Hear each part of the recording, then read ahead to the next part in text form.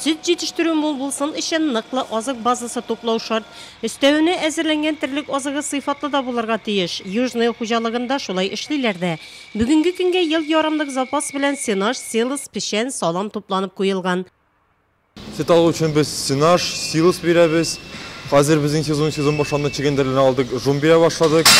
Жум білән бірге патыка да береміз. Анарсың фураж бітінде бүтін хужалықта бар енді ол. Кәм пешен, салам. Бар шулғына жұмық береміз. Кім бағыш, солнечный жұмық.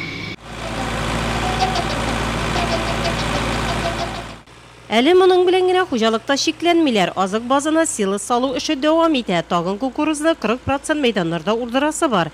Қырдан қойтқан ешіл масыны Илдус Минхаиров тығызлап тұра. Мұнда да тиішті технологиялар сақлана. Süt жетіштіруіне тағында арттыру үшін тірліктерінің ашату рационына зор иқтибар етілі. Высокодойный сыйларға 18 кг сенаж, 14 кг силос, 2 кг жұмық, 6 кг фураж, печен салам 1 кг кәрберсін тапатып, кәрберсін бұтап, біргелі бір консистенцияда күтіп таратабыз. Күніне 3 тапқа күтіп салабыз. Хужалықның мегакомплексында 2500 баш мігізлі әреттірлік, шуларның 1300 башы сауым сыйыры. Береді 100-ден ортық кіші қызмет қуя. Бүгінгі күнде бір сыйырдан тәулігіне орташа 18 кг сүт сауалар. Сау 3 сменада башқарыла. Сүт чиста сыйфатлы болсын үшін тиешлі технологиялар өтелі. Süt чиста болсын, һәм бірінші сортлы итеп ұзату үшін біз алдан технология бойынша бірінші сауғанша күбік біле үшкертәбіз. Аннан мақсус сауытқа азырақ сауып алабыз. Икенші біз чиста süt сауғыш аппаратын қоя.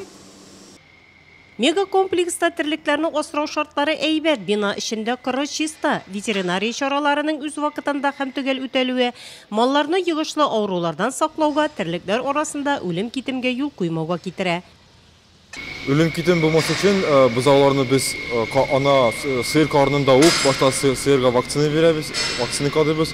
Ол вакцина бұзауға бірінші күнерінде, бірінші айда иммунитет бере. Анарсың енді врачлар көз алдында тұрып, бұзаулар өлмей. Бүгінгі күнде Южный хужалығында 400 гектарда шигіндір қосып аласы, 700 гектарда күн бағышны урдырасы бар. 3200 гектарда күзге бұдай шешкенлер. Келесі ел оңашы үшін жер әзірлеу, тоңға сүру үшлері параллель рәуішті алып барыла.